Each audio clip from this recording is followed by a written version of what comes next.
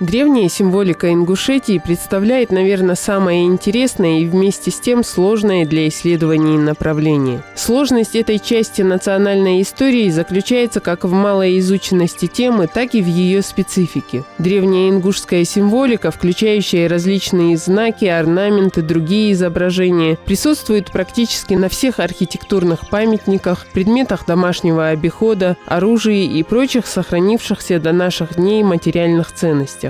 Характер этих символов таков, что даже непрофессиональным взглядом можно увидеть и понять, насколько важная и глубокая информация в них заключена. Конечно, выпуск нашей программы не ответит на многие вопросы, но мы надеемся, что сможем представить хотя бы общую картину одной из важнейших частей национальной истории.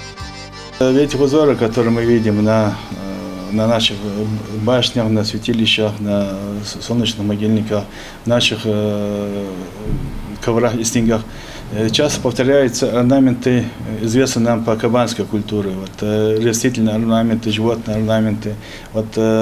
Там стилизованные, можно, если приглядеться, заметить, стилизованные головы животных. Здесь они в виде орнамента, в виде узоров на башнях, на камнях. Недавно была статья Танзила Заварова, изображение священного дерева на Истинге. В этом узоре она выделила священное древо. Нужно сказать, что священное древо у нас было очень распространено. Изображение священного древа и поклонение этому древу, его правильно называют мировое дерево, священное древо, древо жизни и так далее. Особенно в первом тысячелетии до нашей эры у нас было широко распространено.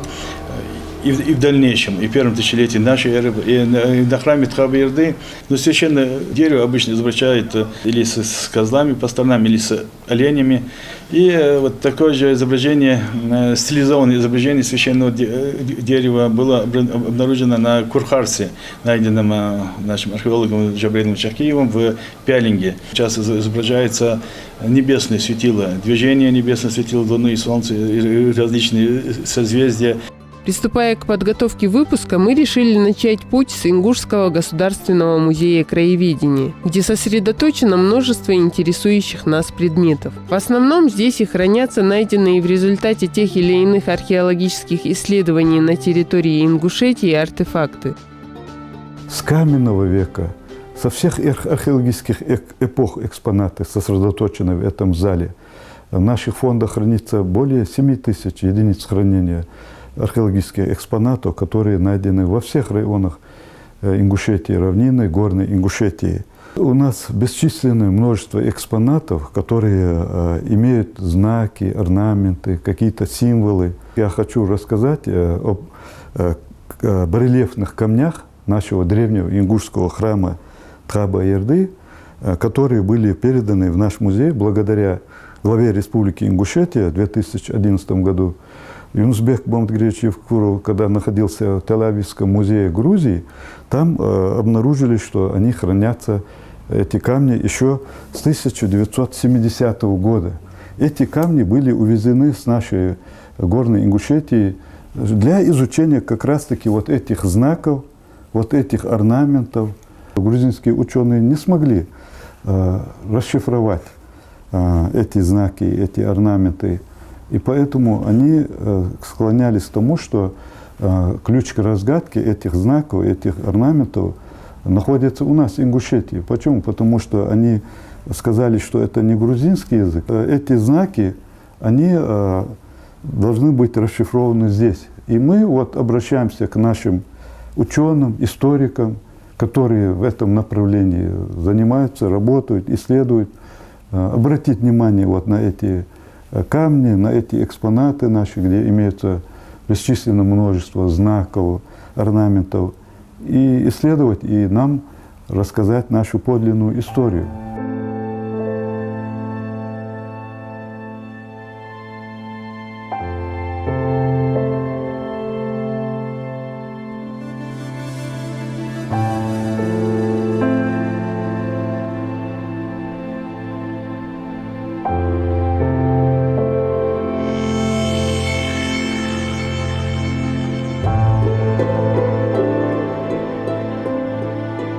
Здесь у нас в витрине представлены наши древние солярные знаки, которые у нас обозначены на флаге нашем ингушском. И их несколько разновидностей. Вот они, некоторые имеют 4 завершения, они некоторые круглой формы, другие квадратные, другие треугольной формы.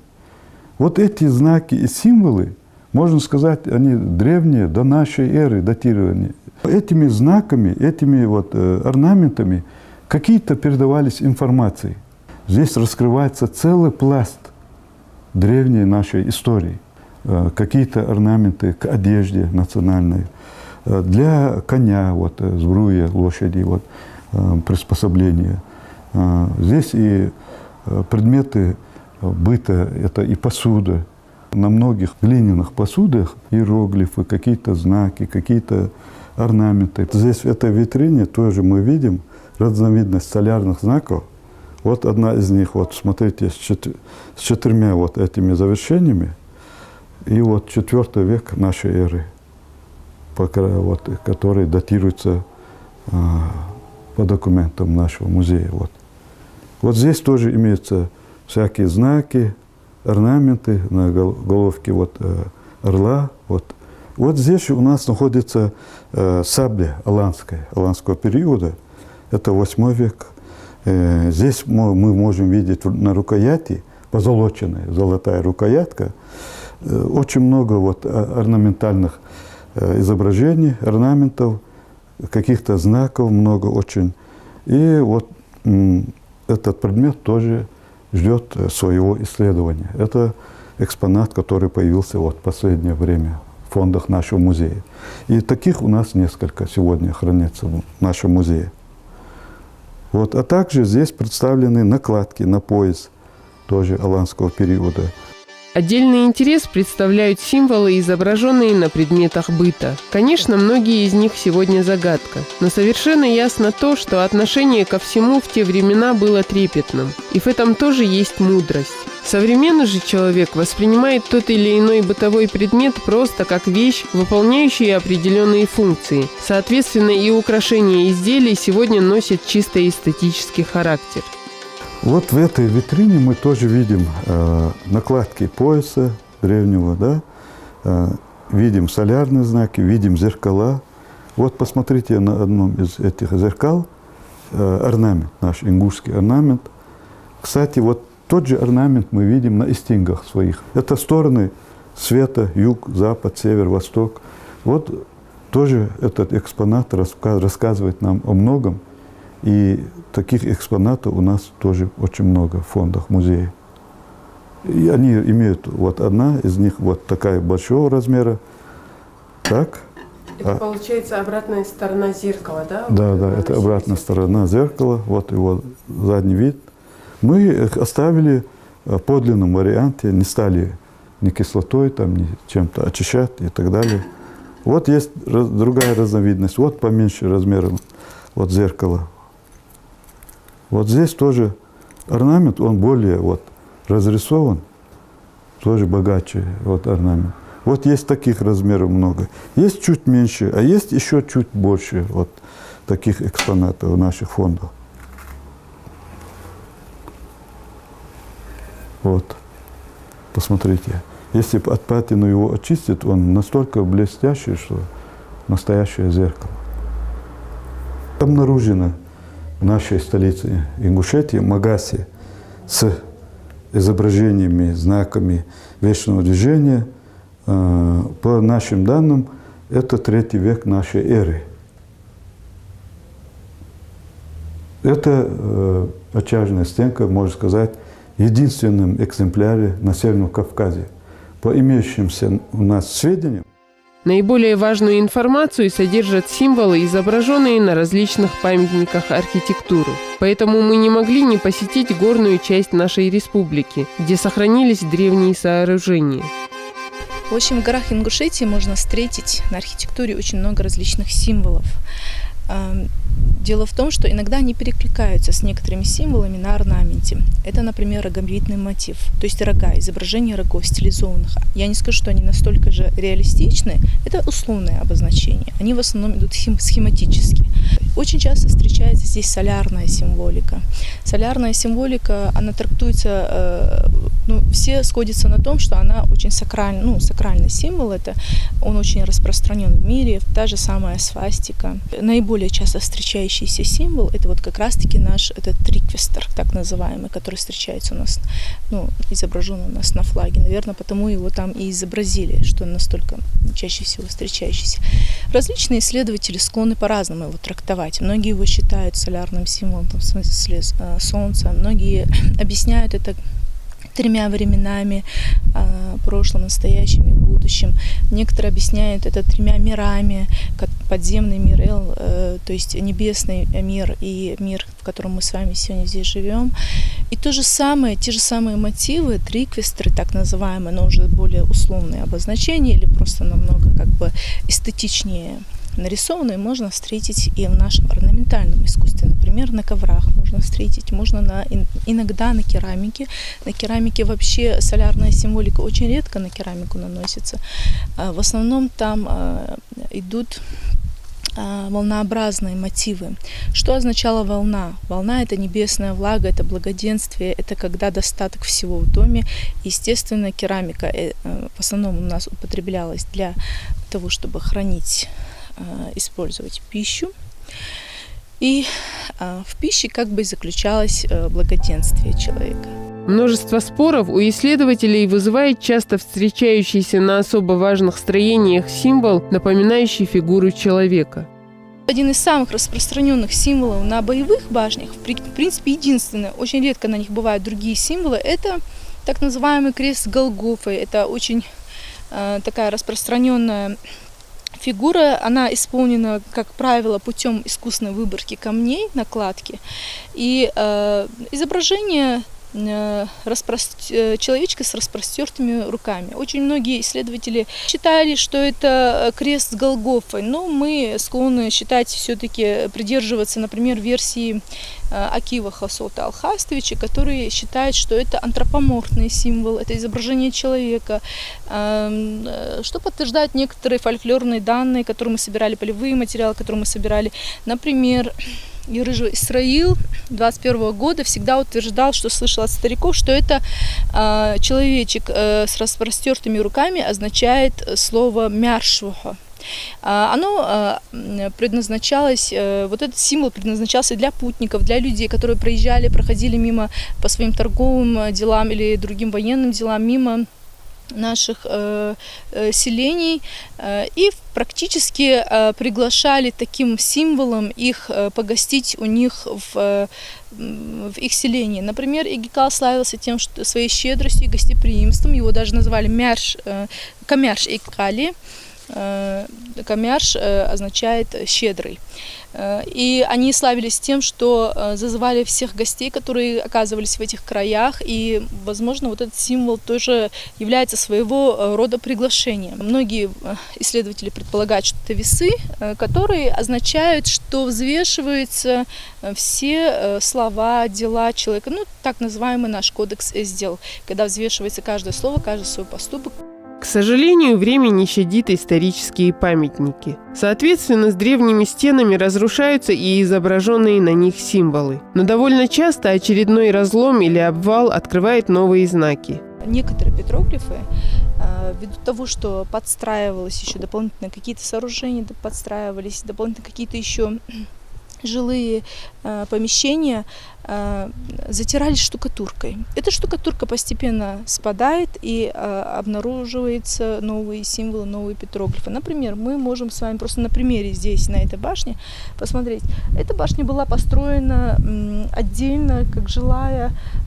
Долгое время, возможно, она так и существовала, но потом дополнительно еще было сооружено жилое помещение, еще одна башня. То есть и получается как бы фасадная стена этой жилой башни, она оказалась внутренней стеной. И она, естественно, заштукатурилась. И, возможно, данный петроглиф, конечно, был обнаружен, то есть штукатурка на тот момент уже отпала, а очень много таких башен мы нашли, где штукатурка отпала совсем недавно и обнародовала новые петроглифы, которые мы зарисовали.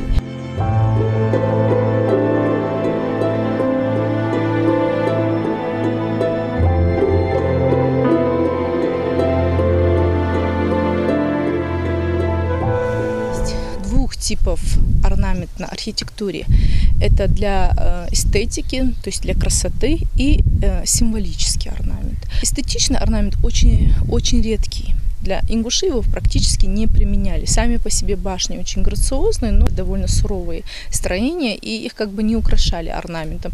Иногда встречаются в таких поселениях, как Кяк, например. Как известно, у каждой ингушской фамилии есть своя родовая башня. И нередко изображенные на ней символы представители того или иного рода склонны считать своими отличительными знаками. Но многие изображения являются универсальными, общими для всей ингушской древней и средневековой архитектуры. Они часто встречаются на различных памятниках.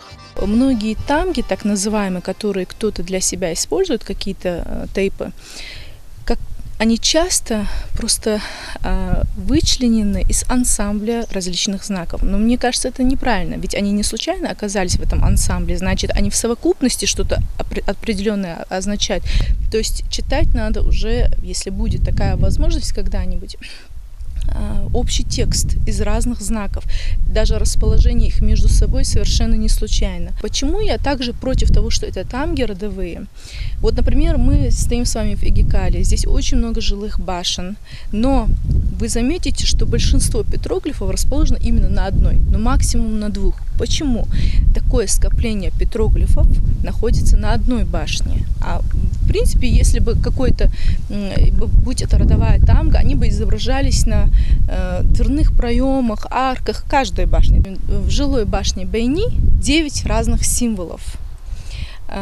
И невозможно, что у одного тейпа разных 9 тамг. В итоге мы пришли к выводу, что, возможно, в этой башне жил какой-то человек, который владел этими сакральными символами. И потом уже столкнулись с трудом Перфильевой, которая тоже пришла к этому выводу. Перфильева считает, что в этой башне жил представитель жреческой касты, жреческой династии. То есть человек, который владел сакральными знаниями и передавал их из поколения в поколение. То есть они знали эти знаки, они читали эти знаки, они их и писали, изображали. То есть остальным людям они могли быть совершенно незнакомы. Сложные многокомпонентные изображения на тех или иных архитектурных памятниках, которые также часто определяют как фамильные гербы или относят к атрибутам гадания, на самом деле представляют собой календари, схемы, по которым в прошлом производились различные расчеты.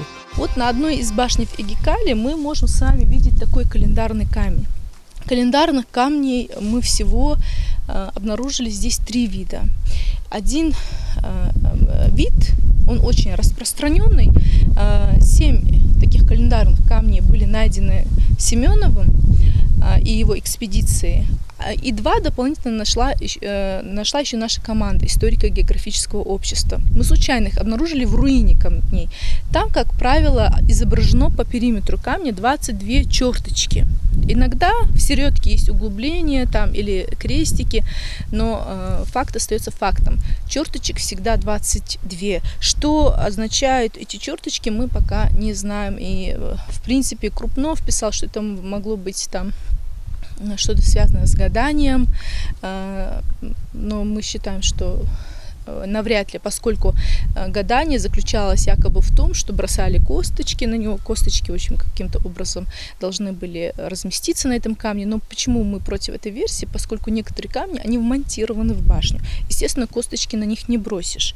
И второй тип календарных камней, например, один хранится у нас в Краеведческом музее имени Тугана Мальсагова, и второй вот мы с вами видим здесь на стене. Он очень интересен. Там непонятные разбивки круга линиями и точечки. Каким образом происходил счет таких камней, нам неизвестно. Это еще предстоит исследовать, узнавать. Но дело в том, что многие, как мы заметили, календарные камни зависят от светотени. То есть, возможно, тот или иной период, или, допустим, когда в какое-то определенное время года наиболее четко, допустим, высвечивался та или иная часть этого камня, могла означать начало тех или иных полевых, сельскохозяйственных работ. То есть это мог определять тот же самый жрец, допустим, который живет в этой башне. То есть камень мог зависеть от светотени. А каким образом строились расчеты, нам неизвестно. Каким-то образом у жрецов получалось высчитать, будут ли заморозки, можно ли уже сажать ту или иную культуру, те или иные семена, когда начинать сбор урожая, когда, допустим, то есть любые какие-то тонкости, которые сегодня, допустим, нам известны благодаря метеослужбам, они могли узнать с помощью этих календарей. Каким образом происходило это, нам еще предстоит с вами выяснить, поскольку все-таки мудрость у людей и наблюдения на многолетние была обширная, колоссальная, но поскольку вот из-за этих катаклизмов, которые происходили с нами в XIX-XX веке, то есть очень часто цепочка передатчиков, даже если просто умирал жрец, не успев передать какие-то свои знания, эти знания могли просто уйти вместе с ним. И поэтому, поскольку мы утеряли эти знания, очень многие символы для нас остаются загадкой сегодня. Вот, Танзил, вы давно изучаете вот эти знаки, символы различные, и вот этот календарь, там какие-то разграничения, какие-то сегменты, да?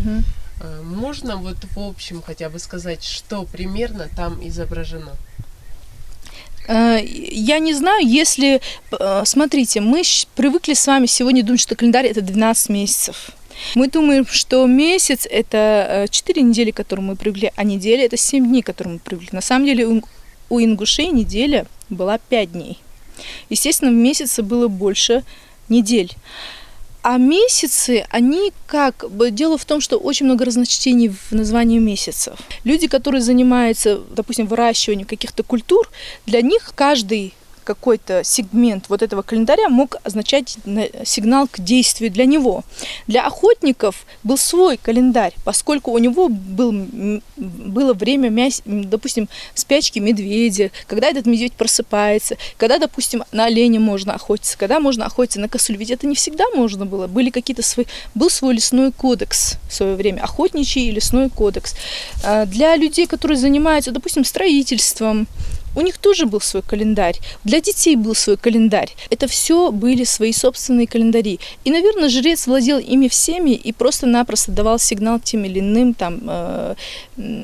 представителям общества, одного и того же общества, которое разграничение деятельности у них какое-то было. И вот для каждого было свое время. Большой интерес представляет символика и орнаментика жилых строений. Изображенные здесь знаки довольно ясно показывают, каким было мировоззрение людей в то время, что их беспокоило, как они воспринимали те или иные явления. Это одна из жилых башен, здесь заградительная стена есть.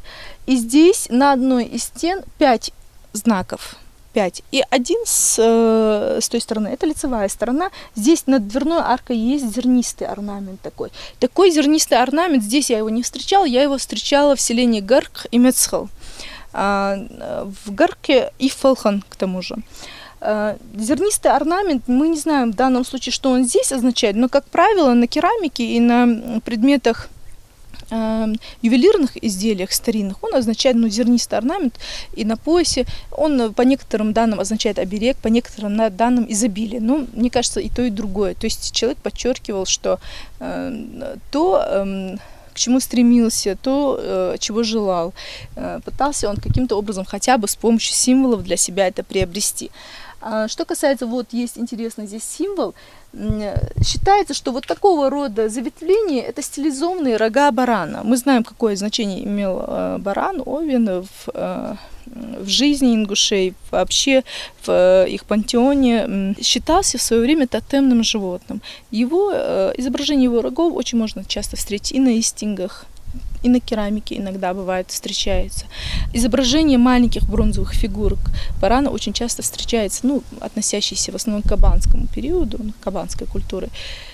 Они встречаются и в Джайрасском районе, встречается в каменноящичных захоронениях, то есть вот такие интересные и амулетики такого рода встречаются. Вот тоже такой непонятная схема чего-то, очень интересное изображение, но наверняка вот эти разграничения размера, они тоже не случайно, просто так они не изображались, поскольку изображение очень интересное, и тоже предстоит выяснить, что оно означает.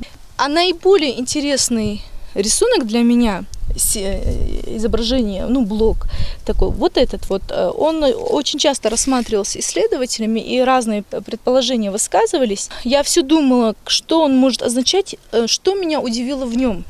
Это муха в какой-то оболочке. Многие считают, что это жук-скоробей вместе с этим навозным клубком.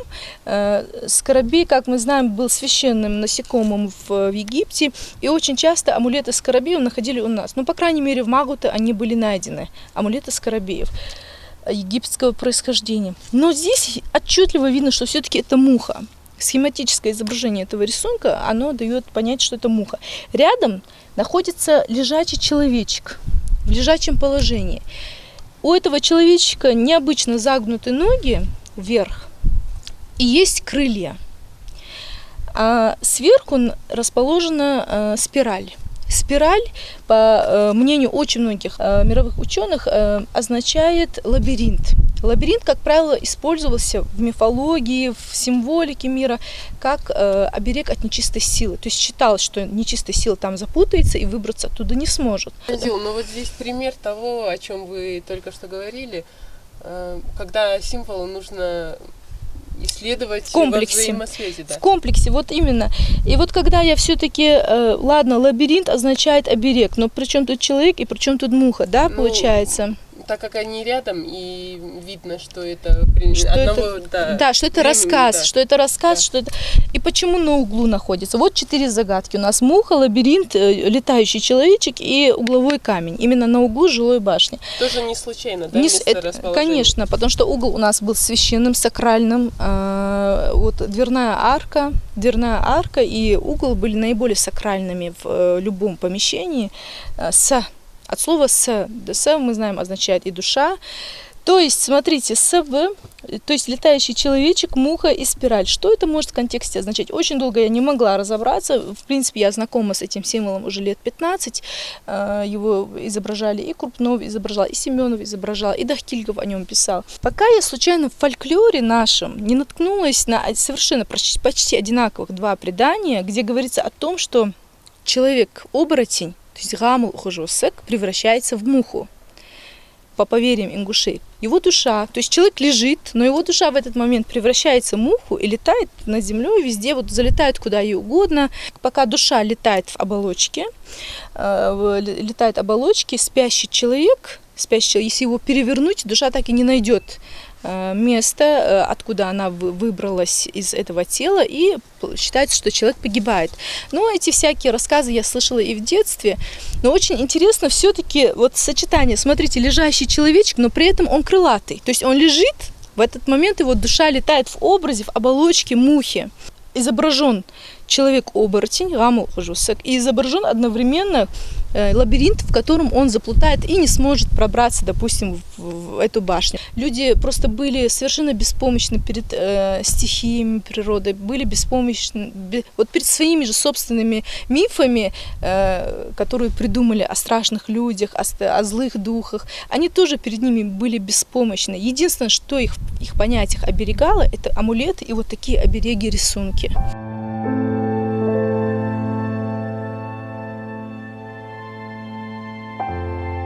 Я помню несколько люлек из своего детства даже, где вот были изображены спирали. То есть уже в позднее время это был как бы традиционный орнамент, но смысл этого орнамента уже забыли в последнее время. А на самом деле изначально эти спирали рисовались для того, чтобы оберегать ребенка, который там лежит, чтобы нечистая сила в них запуталась и не смогла оттуда выбраться из этих лабиринтов. До последнего, получается, еще использовалось. Использовалось, но уже потеряв свой символический смысл. То есть уже как бы вот как мы сегодня используем с вами орнамент. Мы разве верим в то, что он нас может защитить или еще что-то. Нет, конечно. Это просто уже сложившийся традиционный орнамент. И любой орнамент на свете, в мире, будь то арабский, индийский, китайский, они тоже когда-то носили в себе вот этот такой сакрально-обережный смысл, то есть был фактически языческим. И сегодня он просто служит в качестве украшения для всех. Конечно, в рамках одного выпуска посетить множество горных селений и дать даже общую оценку имеющимся изображениям не представилось возможным. И все же, чтобы на наглядном примере получить более широкое представление о теме, после Игикала мы решили рассмотреть символику еще одного башенного комплекса. Сейчас мы с вами находимся в селении Пуй, на ингушском языке Пуй. Есть также Тишпху, и вот это селение Пху называется. Ну и как пример я могу привести к вам еще одну композицию символов, знаков. Здесь их немало, и особенно много в нашей солярной символике триквестра. Ну, в данном случае мы с вами видим блок, где изображена голова быка. Солярная символика очень сильно присутствует, в смысле, это один из наиболее часто встречающихся символов у нас в Горной Ингушетии. Встречается он в Бейне, встречается он вниз, встречается он здесь. Видите, не только здесь, вон еще на угловом блоке, здесь есть вон сверху солярный символ. Бык у нас, как и все другие животные, тоже считался тотемным животным в прошлом. Но с чем это связано? Не только с его отдельным культом, также и с плодородием связывался именно этот символ. Есть такая информация, что у ингушей в прошлом было какое-то своеобразное отношение к времени. То есть прошлое считалось настоящим, настоящее прошлым. Об этом мне сказал Хайров Бей-Ал, этнограф наш, научный сотрудник НИИ, который изучал вот такое же понятие у шумер. Ну, в общем, интересные параллели приводятся в этом данном случае. Но мы можем даже с вами видеть, что рисунок на блоке наносился не слева направо, а справа налево. Очень часто орнамент точно так же и наносится. Мы видим с вами знак бесконечности, постоянно крутящийся против часовой стрелки солярный символ от рождения к смерти, а к смерти к рождению. И тут же видим схематическое изображение головы быка. Примерно что мы с вами можем предположить о том, что автор рисунка просто надеялся на то, что это будет непрерывно. То, что у него в его семье вот эта благодать, которую он имеет в виде своего хозяйства, она будет у него бесконечной. Мы вот эту солярную символику с вами видели там на арочном проеме, три триквестра, так? Да. А здесь, видите, уже совсем другой композиции, и, возможно, она уже совсем иначе читается. Ну, своего рода как слова, понятия, и в разных сочетаниях разный смысл. Вот, да, получается так. И поэтому требует это очень долгая работа. Изучение национальной символики является основным направлением в исследовательской деятельности Танзилы Дзауровой. За время своего существования сделала в этом направлении немало в целом и историко-географическое общество Дзордзуки, в котором она состоит. Наша команда собрала порядка около 200 петроглифов уже в течение около 15 лет мы ими интересуемся, но систематично мы их начали собирать около 7 лет назад, а так всей командой уже 3 года. И собрали довольно большое количество петроглифов. Вот главная наша задача их систематизировать по их символам, по назначению приблизительному хотя бы, и потом уже делать какой-либо анализ. Говорить о том, что значение древней ингушской символики осталось в прошлом, нельзя хотя бы потому, что многие ее элементы трансформировались в современность. Древние знаки присутствуют в государственной символике Республики Ингушетия. Эти изображения сегодня получили жизнь в национальном прикладном искусстве. Работаю, наверное, с детских лет. А именно художественной обработкой металла я занялся 23 года назад. 23 года я занимаюсь именно это. Ну, тут разная техника, сказать, что там определенной техники я работаю, там говорят кузнец. Наверное, я больше художник, чем кузнец, потому что я использую разную технику, занимаюсь не только ковкой, графикой занимаюсь, ландшафтные работы делаю. Как говорят мои друзья, товарищи, я свободный художник. Ну, конечно, использую символику в работе. Такой богатый материал примерно. Вот эту работу я называю космология. Потому что все знаки, которые здесь располагаются, это петроглифы с наших каменных строений, и это все чистой воды космология. Могу это все объяснить Разве знак человека не космология, или знак Солнца не космология, или бесконечность не космология? Все это связано с космосом, и тем более соляр, символизирующий галактику нашу.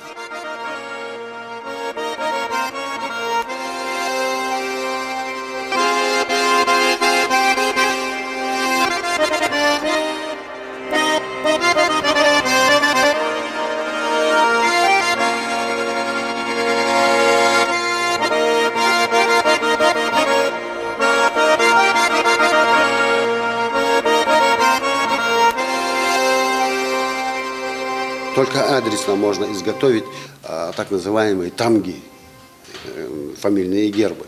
Сегодня модно стало, и на машины клеят, и на перстни ставят. Но опять же, я говорю, это все нужно просеивать, потому что наносной информации очень много. Как можно основываться, на что можно опираться, насколько объективно можно принять тот или иной знак, тот или иной герб, фамильный, я имею в виду герб, который сегодня модно кичится, что он на самом деле энное количество сотен лет назад принадлежал той или иной фамилии. Это же не одним днем решается, это и не одним человеком это решается. Я так полагаю, если тейповый герб, значит весь тейп должен принимать участие в обсуждении и утверждении этого герба. Если мы утеряли в каком-то промежутке времени исторических коллизиях исторических какое-то наследие свое, то сегодня, чтобы к этому вернуться, я думаю, нужно проделать большую работу. Хотя прикладному искусству и характерна некоторая степень свободы, а произведение всегда отражает видение своего автора, все же нужно понимать смысл тех или иных знаков, уместность их изображения на каком бы то ни было предмете. Применяя в творчестве национальную символику, Адам Галаев старается получить хотя бы общее представление о ее значении. Какая-то общая модель, пока не будет принята именно восприятие этих знаков, какие смысловые нагрузки все эти знаки несли. Говорить все это только, каждый человек может говорить только о своем видении. В моем видении, вот данный знак, который в основном расположен на наших башнях, кроме ромбов, кроме пирамид, я так полагаю, что это знак человека. Одни говорят, что это весы. Но я знаю, что это знак человека. Я же привел пример. Человек Леонардо да Винчи, он тоже с растрёшенными руками. Вот он. Просто тот рисунок, а это методом выемки камней в каменной кладке показан человек. Это мое восприятие. Я же говорю, это что чисто гипотетически. Это материал для долгого и скрупулезного изучения. Именно наши петроглифы, именно наш орнамент. Тот же самый орнамент, он в себе очень глубокую информацию несет. Наверное, специалисты, которые по роду деятельности своей призваны заниматься этим, скажут лучше, чем я. Есть у нас удивительные люди, которые на самом деле обладают глубокой информацией в этой области. А я мастер. Я просто эти знаки пытаюсь запечатлеть, увековечить в металле, то бишь какой-то солярный знак. Это железо. Можно сказать, это будет вечно. Так же, как они остались вечными, нанесенные на наши камни.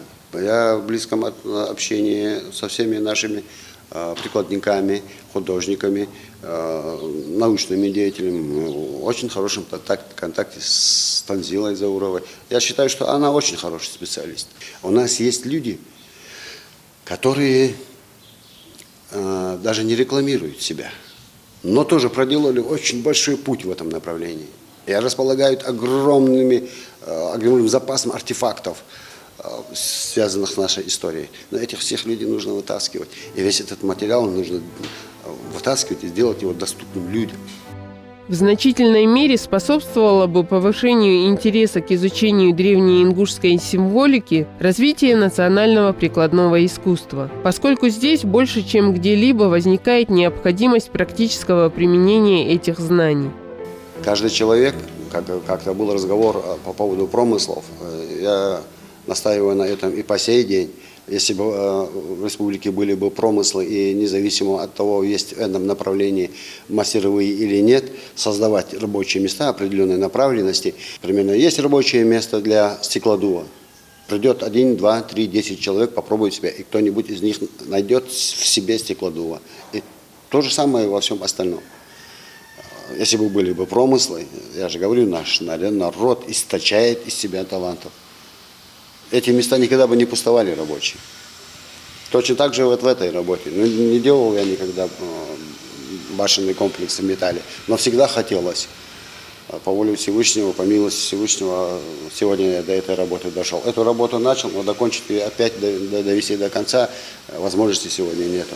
Как говорится, под мои способности, мне бы возможности, тогда бы можно было показать работу. И, быть может, в перспективе наладить все-таки производство достойного холодного оружия, достойного, чтобы оно было конкурентоспособным, чтобы оно несло черты этнические именно наши. Как уже говорилось, художественное воспроизведение в некоторой степени освобождает автора от необходимости строгого следования правилам изображения тех или иных символов. Но степень успешности любого произведения зависит от степени реальности отражения. Хотя бы немного разбирающийся в истории и культуре ингушского народа человек вряд ли восторженно воспримет, к примеру, ту же башню с несвойственными ей изображениями. Зависит от того, где используется именно данный символ. Если это герб, то, конечно, человек не имеет права носить в него изменения. Это герб, это монументально. А стилизованные вещи с использованием тех же самых символов, я думаю, позволительны. Они же красивые. Как Башир делал солярный знак, мне очень нравилось. Он стилизованный, с орнаментом, с растительностью. Стилизация, но тот же самый солярный знак. То есть в прикладном искусстве? Я думаю, обыгрывать это есть вариант, но просто он должен быть правильным. Это главное условие. Направление движения нужно соблюсти и так далее. А стилизация, я думаю, допустима. Почему нет? На наших коврах все те же самые знаки, только они стилизованы. На древних коврах.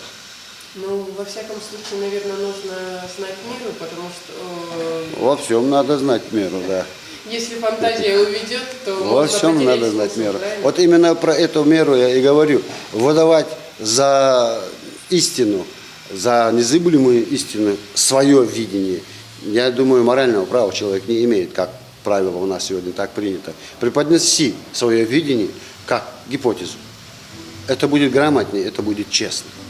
Основная ценность древней символики Ингушетии состоит в том, что она отражает духовную сторону жизни народа, его психологические особенности. Исследование этого направления поможет не только воссоздать значительную часть нашей истории, но и понять свою национальную сущность. Ведь чувство человека и восприятие им окружающего мира неизменны на протяжении веков.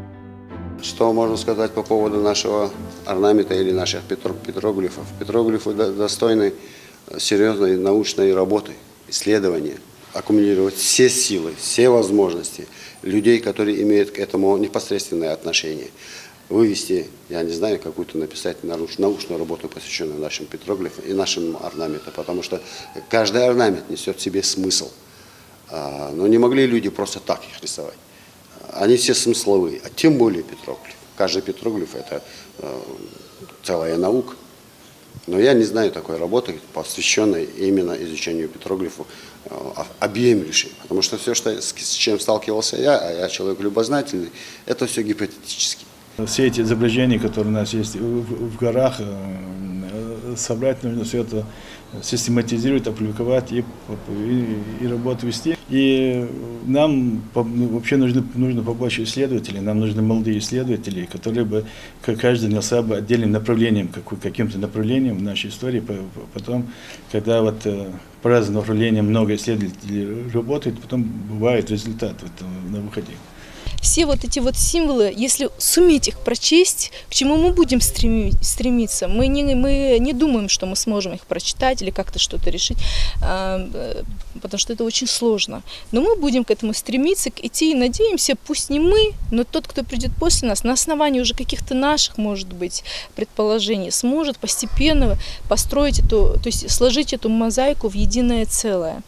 И вот все-таки по ним уже читать мировоззрение нашего народа в прошлом, его философию, то как он воспринимал жизнь, смерть, рождение, будет уже легче прочесть. А если это мы сможем прочитать, то, мне кажется, на все остальные вопросы у нас тоже может быть найден ответ.